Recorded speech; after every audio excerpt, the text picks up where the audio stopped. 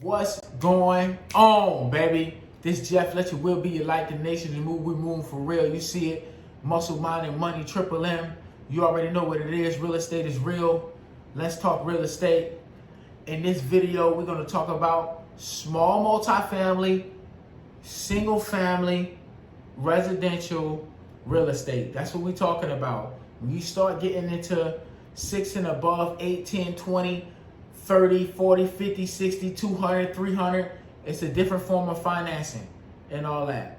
And that's a totally different, I wouldn't say it's totally different theoretically when we're talking about cash flow and things like that, but how the bank look at the asset is different. So we talking about in this video really digging into single family and small multifamily, and we're gonna get into the 3 things that you need to look at when analyzing the deal. The 3 things you need to look at. And I pride myself on my videos of giving you things on the mind and things in actual reality that you can actually go out and apply right now. You can go out there and apply right now and get results. All this information is free. The 3 things you need to be looking for when you're analyzing the property. Number 1, how old is the roof? Because they're gonna be, these are the most costly things we're talking about, especially the roof. In this day and time, in this climate, especially in my area, you're looking at $6,000, $7,500 for a basic roof replacement. I'm talking about just a pitch roof. You know, you might could get somebody to do it for 55. You know, I got some plugs, that do it for a little cheaper. But if you're just coming in the game, you're just coming in the market, you get in a general contractor, or you're looking for, a roof or whatever, you're gonna be getting these type of prices. So when you're sizing up the property, you need to understand especially you doing subject to, are you looking at repairs or rehabs or renovations, and you see that you need a roof repair, you need to put in your budget initially about $6,500 to cover that roof. Because if you don't do that and you go in there and you got a bad roof on the house and then you got to come out of your pocket $6,500, you want to try to get as much money as you can up front to pay and get that roof repaired. Either you get it from the seller or you subject to the house and get the money from the bank. Because contrary to popular belief, the bank will lend you the money to get the house fixed. If you get a construction loan or things like that to that nature, that's going to be a whole nother video. But you can actually get the lender to give you the money to renovate the house if you structure a contract in a certain way. And you structure the lending and use those type of engines to get the job done. Or you could look at the deal and get the seller to discount it and come out of your pocket and pay for it. It depends on how deep your pockets is, depending on what angle you want to look at it, right? But you need to get that. You need to be looking at that roof. The first thing you need to be looking at when you roll up on that house, you can see it from a block away, is that doggone roof. You hear what I'm saying? And as you get in the game and the more properties you have and the more things that you come across, I'm talking about problems and issues, you're going to start seeing these things very vividly. You're going to start seeing them on houses that you're not buying. You probably start seeing them on your own doggone house that you stay in. Whether you're renting or got a mortgage on it, you'll start seeing certain things, right? The second thing you need to be looking at when you first roll up is what kind of foundation that the house is on. Is it on pier and beam, post and pier, sitting off the ground, whatever you want to call it, or is it on the slab? And we talking about single family, duplexes, small multifamily, whatever it is the house on the slab, which means it's on the pavement, okay? For people who don't know what a slab is, poured concrete, or is it on post and pier? It could be on bricks. It could have lattice around the stone that it's sitting on, okay? What is it sitting on? Because this is very important when it comes to capitalization rates and capitalization ratios, okay? And when it comes to long-term return on your investment. You need to know, is that house on the slab or is it a post and pier house? And the reason why, if it's on post and pier, that means the plumbing and guts is exposed to the element. unless you got lattice around it, make sure you got some vents on it so the under the house can breathe. But at the same time, regardless of the fact, those guts are exposed to the elements. That means you're exposed to more, you know, when it's cold, pipes busting, plumbing busting, water lines, all these different things.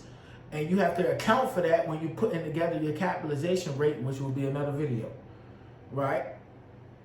So that's one of the things you need to look for. If it's on the slab, you're pretty much okay. You just gotta know if you got cracks in the foundation and things like that. If the slab was poured right, how long the house been built, and all that good stuff.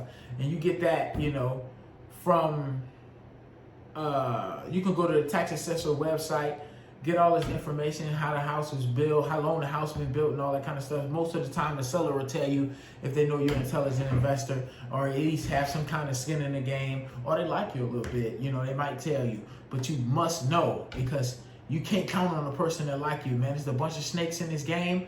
And I say that lightly, but it really is. This game is full of sharks, baby. And if you're not a shark yourself, you're going to get AIDS. Or at least hang around some sharks. Be a guppy hanging around some sharks. Anyway, let me get back into it. Number 3, the last thing you need to look for. The last thing you need to look for is the HVAC system. Okay? The heating and cooling system. The AC. Whether the house is centrally cooled and centrally heated, whether it has window units, how old is the AC unit, the condenser, and the unit in the inside, the heating unit, whether it's a gas, whether it's electric, you need to know that. That is going to be one of your biggest costs, is ACs and heating units. I promise you, especially going into these cold months, you have to know if that house has a heater. Because if you don't know if the house has a heater, you're about to have a major problem. Okay? Because once you get that house and you ain't subject to it, or you didn't account for that heater, and that tenant gets in there and they won't heat, subject by Louisiana law, you must provide heat. Okay? I don't know what it says by air, but y'all need to look up that doggone law, all my landlords, potential landlords. You must provide, and just to be a humane, decent human being, you should want to provide heat to your tenants. So, and air to your tenants, whatever that is, provided by window units, mobile heating units, gas mounted heaters, or whatever it is, you should want to provide those decent necessities. So, to recap, roofs, foundations, ACs, you need to figure out these 3 things. These are going to be your 3 biggest costs when it comes to investing in real estate. I don't care if it's commercial, whatever it is. These are going to be your 3 biggest costs. So all my new investors, all my new real estate investors that's just getting in the game, or you know, whoever. If you just have an inclination or a thought about it, a conceptualized thought, these are going to be your 3 biggest concerns when you get in this game. So again, you're going to look at that roof. You're going to check that doggone posting pier or the slab, and you're going to make sure, you know the heating and cooling situation in that house.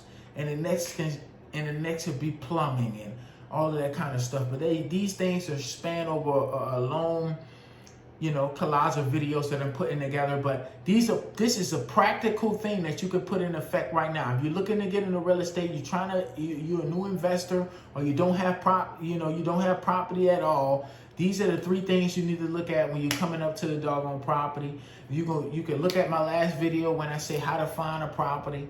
Not even through mail, direct mail. The most basic way to find a property is get around the people who's doing the deals. But you can go to my last video and look at that. If you need more information, please DM me.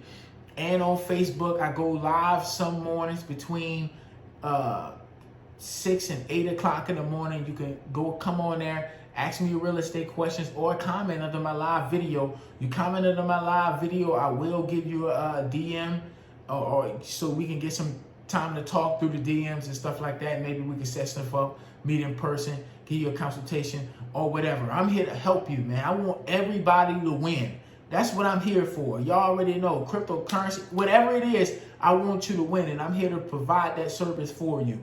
And this right here is for the free 99. Oh, and be on the lookout for that real estate is real course. I had to cancel down a location. People wanted to come that wasn't in the state. So I said, you know what? We're going to make this a webinar so you don't have no excuse. You can plug in from anywhere. You can plug in from anywhere. I got a lot of friends all around the world, been in the army, all kind of stuff. So you can plug in from anywhere. You have no excuses. Okay, you can't complain about the COVID and the mask, doggone, whatever. You can, doggone, get on this webinar from anywhere. I will be dropping a link soon.